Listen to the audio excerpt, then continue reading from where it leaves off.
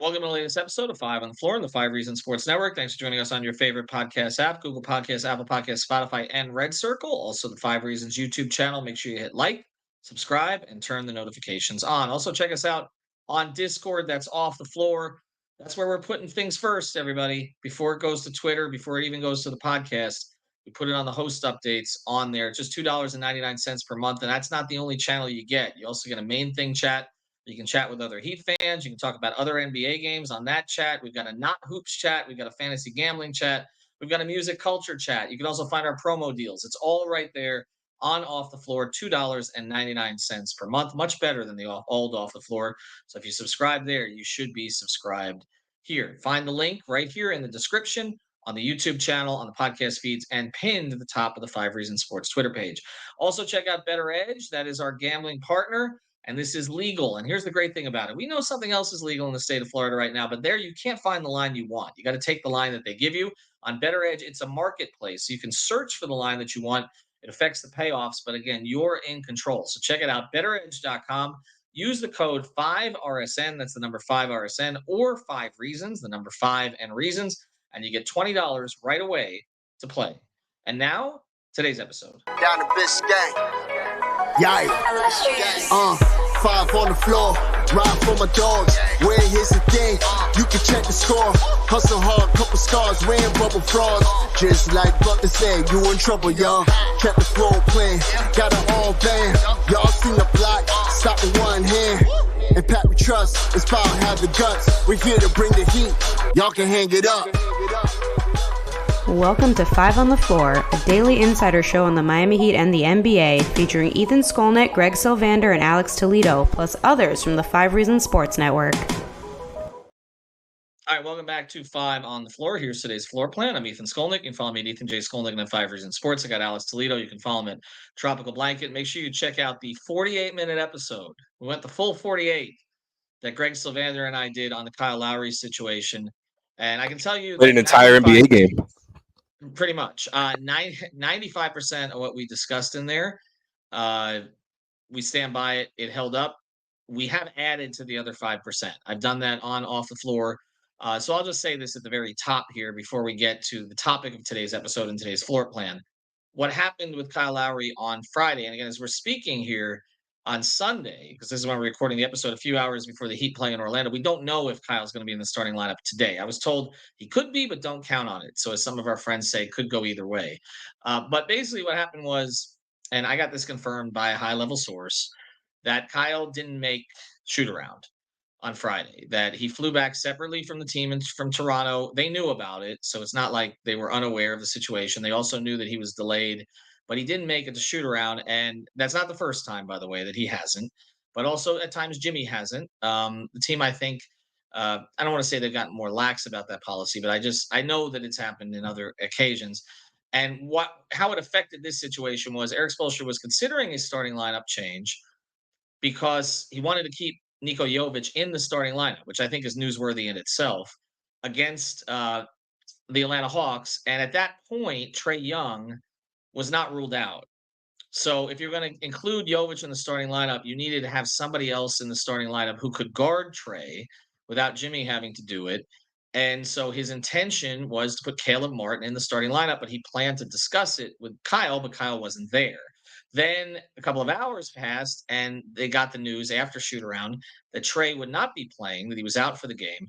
But Spoelstra decided to keep it as he intended with Caleb Martin in the starting lineup. So I think when I suggested on the previous podcast that it was disciplinary, which I know other reporters had the same information or used that word, that might have been a bridge too far. It wasn't necessarily disciplinary, but there were a lot of events that led to Kyle not starting. And then, of course, Kyle, after the game, Barry Jackson of the Herald and I approached Kyle in the locker room. And after, I guess Ira was the one who asked Spoelstra about it, and he said it wasn't disciplinary, etc. Kyle said Spo just wanted to look at something different, but that he expected to remain the starter. So that's where things are. So I think to characterize it as disciplinary, which is something I said on the previous podcast, might have been a little too far. But I can tell you that the person who told me that said that generally what we discussed in the podcast was all true. And, again, 95% of it was dead on point. So we stand by all of that and we'll see where the situation goes. But one of the places the situation could go, Alex, this is why I brought you in for this one, is they could go get a point guard because they don't have a point guard on the roster that they want to start. Like that's the big takeaway from this. That Kyle wasn't supposed to be the starter this year. At the very best case scenario, they were hoping to bring him off the bench, manage his minutes, and have him do something effective for him towards the playoffs. That was what they wanted to do. It didn't turn out that way because they didn't have another point guard on the roster. Jimmy was out early in the season. They had to elevate Kyle's minutes beyond where they wanted them to be. They're now around 28 a game, but for a while they were in the 30s. And so he's had a bigger role than they intended. And let's just be honest, and I've gone through some of the numbers. He's not produced. I mean, not to the level of other starting point guards in the NBA. And maybe you can say that's not what his role is, but I mean, he in January he hasn't had more than 3 field goals made in a game. And at a certain point, you got to get some production out of that position. So there are 2 names that keep coming up more than any other. You and I have discussed Tyus Jones. We've discussed Spencer Dinwiddie. We've discussed Monte Morris. There are other point guards they could go get, but the Sexton. two, Colin Sexton, who we probably should talk about a little bit more, right? Because he's been kind of playing at a really high level for Utah. Playing really well. But That's the why I two, don't even know if he could be had in his Danny Ainge and all that. correct, right, the Danny Ainge factor. But the 2 guys that get brought up the most, so the one who hit the game-winning shot against the Heat the other day, Dejounte Murray, and the other one is Terry Rozier. And I can tell you that Greg and I have both heard from different sources that the one to focus on more for the Heat is Rozier. But it doesn't mean that they couldn't make a play for Murray. So I'm just going to go through their contractual situations, and then I'm going to let you go through their basketball fit and what you think might be worthwhile to move for them. And again, this is not a report that they're going to get either of them or even that they're going to go hard after either of them. But they're 2 names, obviously, that are out on the market at a position of need for the Miami Heat. And I think they know it's a position of need, which is why they've been tinkering with so many starting lineups. And we don't know, again, if those starting lineups are going to include Kyle into the near future. So here's Terry Rozier's contract situation.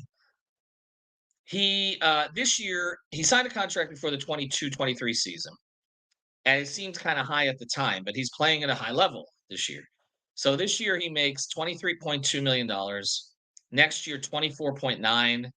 He's got a partial guarantee for 26.6 in the 25-26 season. So 2 seasons from now, and then he's an unrestricted free agent. So he'll hit the market again when he's 32. By the way, that's the same time that Dejounte Murray could hit the market because Murray signed an extension. He's not playing under this extension right now, but he signed an extension. Next year, he'll make 24.8. The year after, 26.8. The year after, 28.8.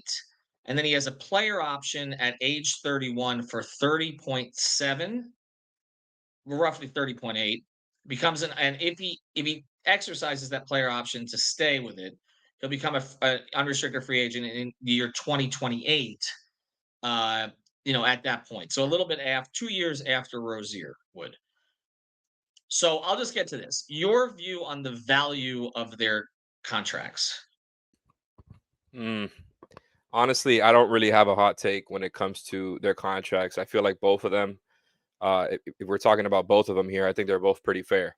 I think it's about where they're at and where their production is at. And it to me, it's just about like, do the Heat think it's worth taking on long-term money? Because I know that you and Leif have heard that, throughout the past few months or whatever, that's kind of one of their big emphasis. Like, I'm sure they would take on long-term money for the right guy. Do they consider a Rozier or a Murray to be the guy to be worth taking on long-term money for? For me, that's the question. But I don't feel too strongly about either contract. To me, it's more about, the stuff that I'm sure we're going to get into as far as their fit on the team. And after that, maybe you consider the contract, because it's like, you got to talk about what their roles could project to be and whether or not you think their production goes up or down, or can they be optimized and all those types of things. Because I think that's after that sort of conversation is where I feel like the contracts can be analyzed, because it's like, okay, like they might be worth that right now, will they be worth that price? Not to mention what they'll have to give up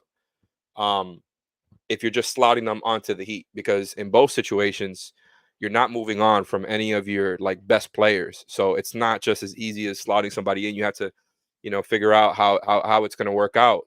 And I think that's where it gets interesting. But as far as like individually in a vacuum, I feel those contracts are more or less pretty fair. But the point you made is a good one. Because when you're talking about long-term money, Terry Rozier is not long-term money. Dejounte Murray is. Now, I think it's reasonable long-term money, right? Like that's as there are two factors involved here. One is you've got a cap and a tax line that's going to continue to go up because of NBA revenue. So some contracts that don't look so good now are going to look good in a year or two. I remember saying this when they signed Chris Bosh all the way back in 2014. Everybody hated that contract, right? That would have been a lovely contract if Chris didn't get sick. Okay, because of the way that again And it was. the cap increase. It was exact. But some at the He was the time best did player. not feel that way. But some at the time did not feel that way. They felt like they spent too much because again they were competing with Houston and they had kind of created this sort of semi-fake leverage with Houston. And a lot of Heat fans were like, "He's not worth that." And I was like, "No, that's going to look like a very good number." Just like, to be honest, Tyler Hero's number is going to look just fine, okay, for what he produces.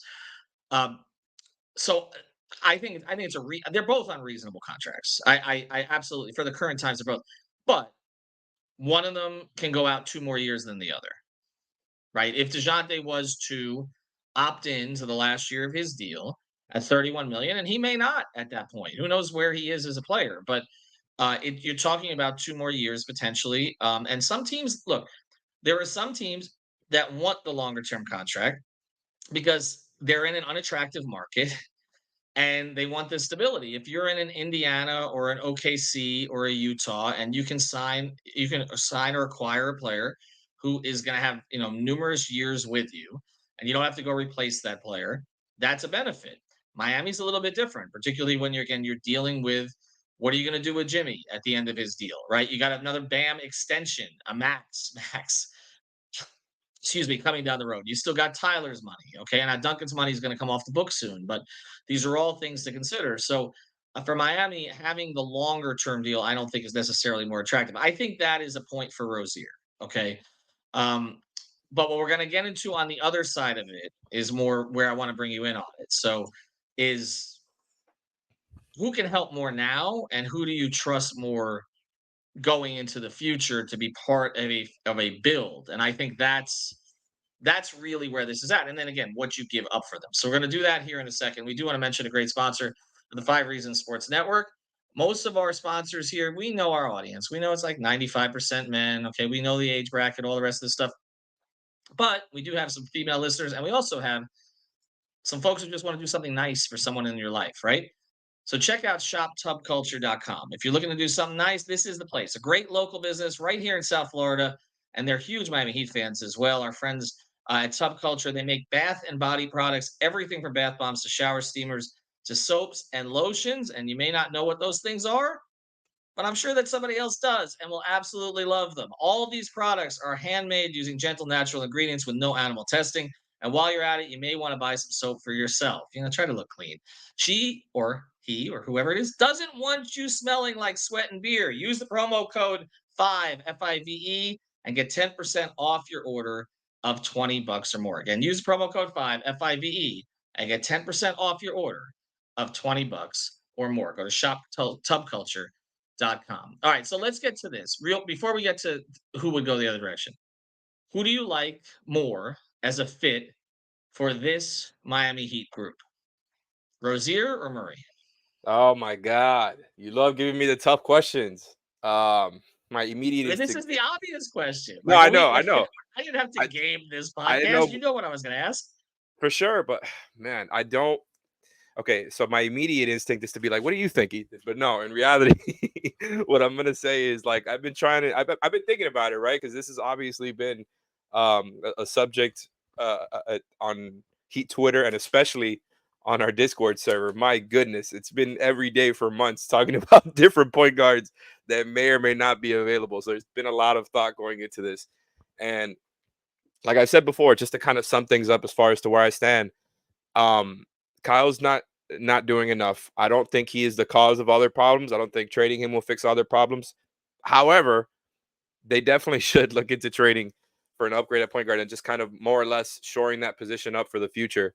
I mean, going forward this year and for the future. And I think that's what this comes down to, because we all can see that they can use a little bit of offensive juice, and also their defense hasn't been maybe up to par every night this season. But I think for me, I have more confidence that when it matters most, their defense will be able to kind of get back to where it's supposed to be, as long as they can show that throughout the regular season. But their offense to me is what needs a little bit more. And Murray gives you both, right? Murray gives you both, and that's why he's worth the price that he's kind of reported as being up for when it comes to, you got to trade 2 first-round picks for him.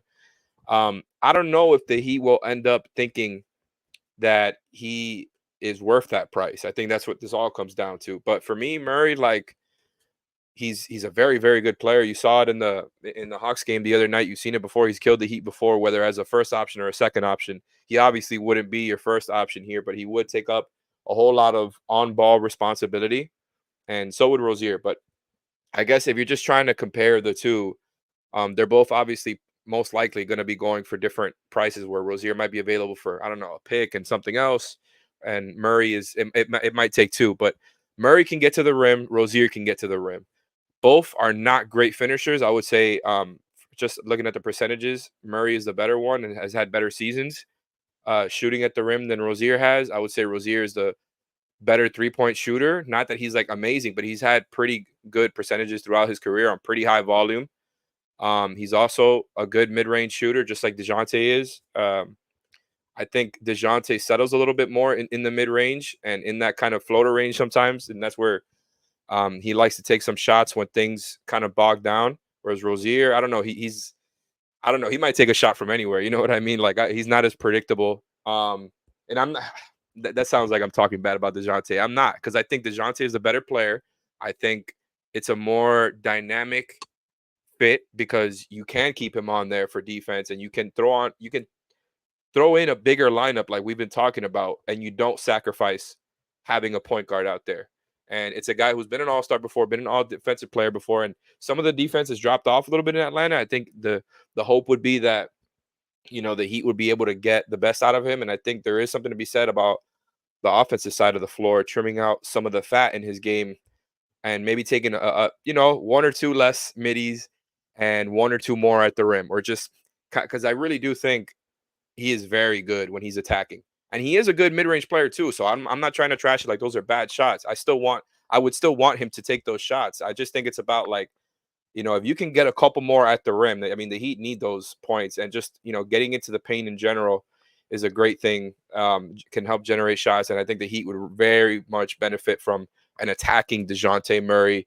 And look, he's having a career year when it comes to shooting 38% from 3, shooting 50% in the mid-range. Those are both career highs, and, you know, he's doing it on a career high volume from 3. The mid-range volume is a little bit down, so you're already seeing some of that stuff that I'm talking about here when it comes to trimming out the fat, where, like, he's still very good in the mid-range, but just taking a couple less brought the efficiency up. And I think it really comes down to whether you think the finishing is something that can be better, because with both him and Rozier, it's like, do you value, how much do you value rim pressure, in the sense that, like, you're going to create rim pressure with both of them. They might not finish at a high rate. And I think even with that, I'm still very much intrigued. And I think, like, the real difference between them is the size and the defense, right? It's like Murray is 6'5", 6'6", with a 6'10" wingspan. Has been an all-defensive player before. Rozier is 6'1", 6'2", has a pretty long wingspan himself, 6'8". And, you know, we've seen him compete in the playoffs before when he was playing for the Celtics, and he's been up and down. But, you know, having that playoff experience, I'm sure the Heat would like that. So to me, either one, they're pretty good. But the biggest question, and I know I'm rambling here, but you asked me about both of them, so I'm like trying to combine all my thoughts. The biggest question comes down to, like I kind of hinted at before, how do you slot this person in, whether, you know, whichever one you're talking about here. If you're going to start them, right, you're starting them next to Tyler. Who the 4 is, I don't know, because they really shifted so many times this season. I don't know who they would start. I'm guessing it would be a Highsmith or a Caleb. Who knows if they want to go back to Jovic? I don't know where their head is at right now with the 4 position. So I'm not even going to try to act like I know. But I think it's more about the offense and how much they can move the ball. I think you would have to be sure that they're going to move the ball enough at a high enough level, because you're already having some of those problems that we've been talking about where it's like there's some stagnation. Guys want to get their own shots and everybody wants to blame Tyler for that. It's not all Tyler. Like, multiple guys have out there have one-on-one games, and it's like you're going to be incorporating another on-ball guy who has big responsibility, and Rozier has had that too, by the way. It's not just Murray. And I think you'd have to be confident that you're going to get similar impact despite a smaller role, and that they're not going to do too much. And I think if you're confident that either one of them can do that for you, then you make the trade, whether it's the first and the salary filler, or first and the second, or the 2 first. I don't know what they want to do to me. It sounds like to me, based on everything you guys have heard, that they're trying to see if they can flip maybe like a Kyle in a second, maybe one of their current contracts. I don't know that they want to spend those first. I think those players in a vacuum are worth the first. If you're confident that the fit will be good, I think they're pretty much worth it. All right, so let me start here on all of it. The first part is I think you'll have uh, a different 4 based on which of the 2 of them you get. So you hit on it when you were talking about Dejounte's defense, because I kind of feel like if they got Murray, you could start Jovic, because you would have Murray to guard the point of attack consistently, and you go that direction. If you have Rozier, maybe a little bit more of an open question. I don't know if Caleb would still be here, but he would be an option. Highsmith would be an option. You could go that direction. I mean, Hawkins could be an option. As you go forward. But to me, the debate here, it does in a lot of ways. It comes down to contract and compensation, right? And by that, I'm talking about player compensation. So with Murray, you're making a longer term commitment to the player. The player is better than the other player. I mean, the player offers you more possibility. Now, Rozier is having a career year. I give him credit for it. You know what he is. He's a 6'1" guard.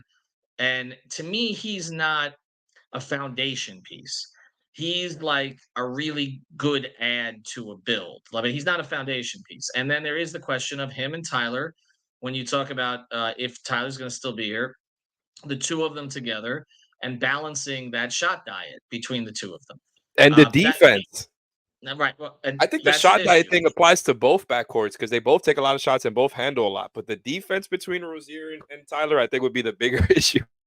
Well, but the thing is this: on the other side, we've seen Dejounte try to play with Trey, and I was following some Hawks fans yesterday who were like, they're better without the other. Like that has not worked. So if it hasn't really worked with Dejounte and Trey, is it going to work with Dejounte and Tyler? But I And do it's not think just Tyler, it's Jimmy and Bam too. And then you have Hawkins I over get. here who's getting more. Uh, You have Duncan who you're let trying me to incorporate more. How do you keep the ball movement up? I think is the bigger question. Like with either one of these guys, I think you have to okay. there has to be an emphasis on it almost because you're incorporating another big time usage guy. Like that's not easy. All right. So the overall point here is if you're making a play for Dejounte, you are planning on making a long-term commitment to him, and you're probably giving up more compensation. So you have to be absolutely sure about fit. And it does come into how he guards with Tyler, but also we do think that I think at least Dejounte will get back to his defensive principles when he's in a better defensive situation. I think a lot of this has had to do. We saw it in San Antonio when he was coached by Pop that he can defend. That was his calling card early on in his career, so he's capable of that. But if you're going to make that kind of commitment to him, you got to be sure of it.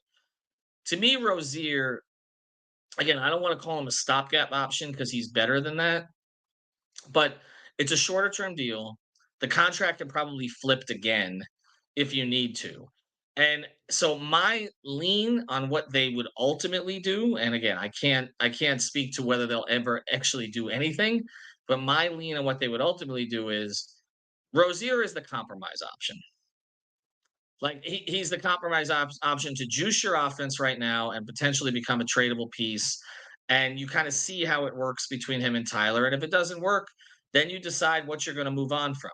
If you're going to get Dejounte, I think you're going to get Dejounte to be part of your core. Like that is your. And so we got to finish here, honestly, because we're already over where we were going to go. But like, I guess that becomes the question: is Dejounte enough of a long term upgrade over what you might otherwise get to be worth what their price will probably be, which is, multiple picks or a pick and Jovic or something along those lines. Now, you got to make the money work, so that's not going to be enough on its own.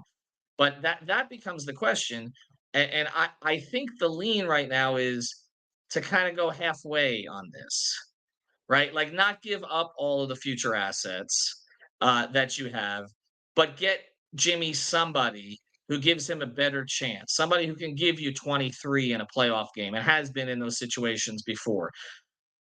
My lean for short term would be Rozier for that reason, because it gives you flexibility going forward.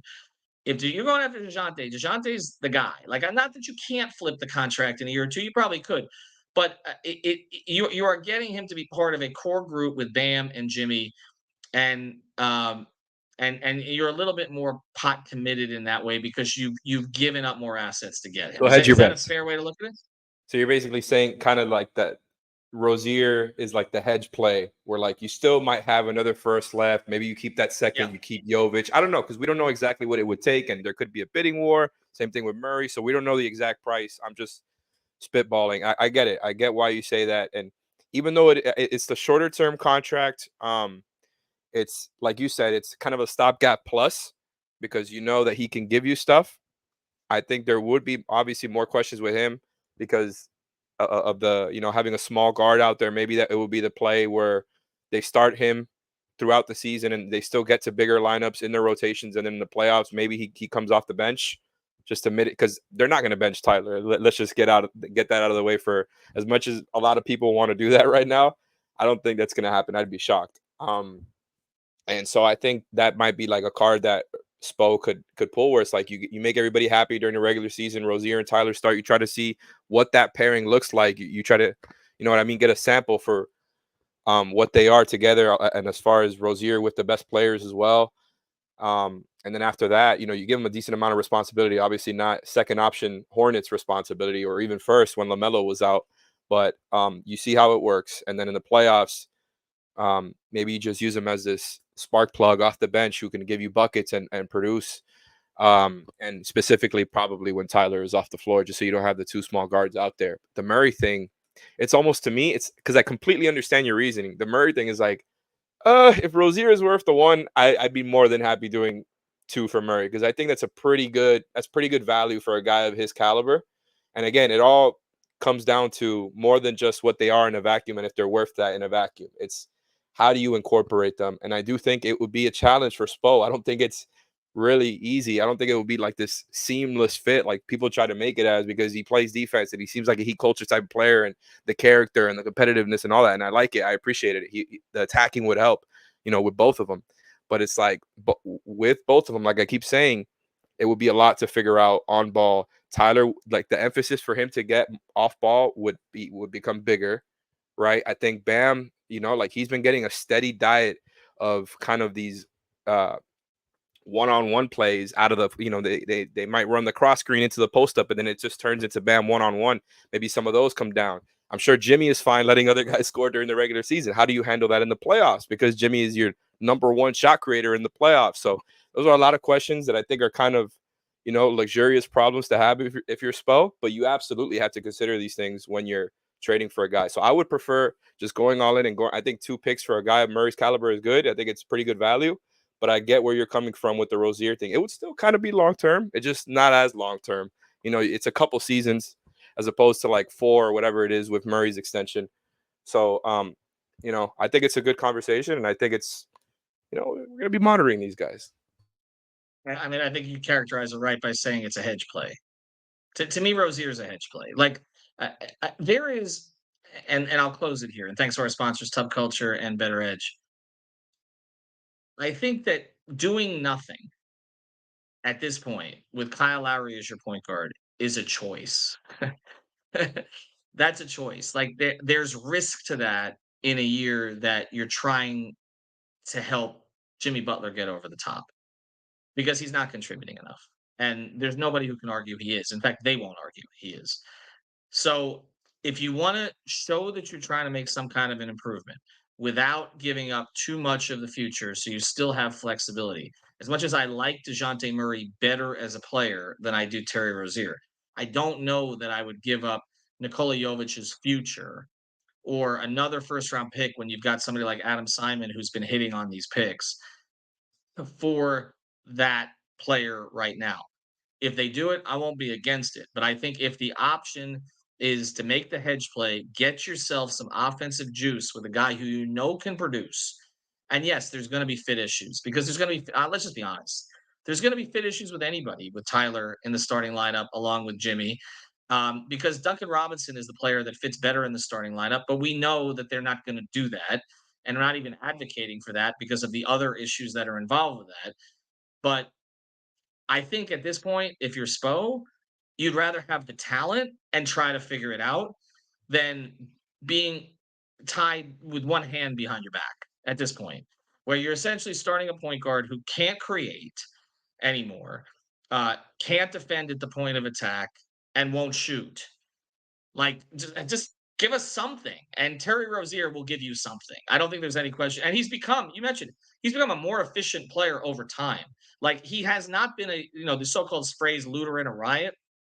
He's not been that this year. His percentages for a team that has needed him to score and be a high volume player, he's produced at a very efficient level for that role. So this is not just a chucker, so to speak. He has some chucking tendencies, and that they will have to mitigate on this roster. But I would think he'd understand that he played on a team with Boston with a lot of talent, and he found a way to fit. And on he's a the better team with player Kyrie now. and Hayward, and I know they were out during that playoff run when he was Scary Terry and all that, but there was still Tatum and Brown on there. I mean, Right. he's, And he was he's had these productive, types and of he was roles before, productive he was productive in big moments. And and he's and better other now. teams would have to worry about him as a threat. And you know how I know that? The Heat worry about him as a threat when they face him. Ain't nobody worrying about Kyle Lowry as a threat at this stage of his career. So we'll close with that. All right. Thanks to our sponsors, shoptubculture.com. Again, use the code 5 and Better Edge 5RSN. We did 32 minutes on this. We didn't even get into Tyus Jones, Spencer Dinwiddie. We got a lot of transaction pods coming up. All right, have a good one, everybody. Thank you for listening to the 5 on the Floor on the 5 Reasons Sports Network. After all, someone needs to listen to my dad.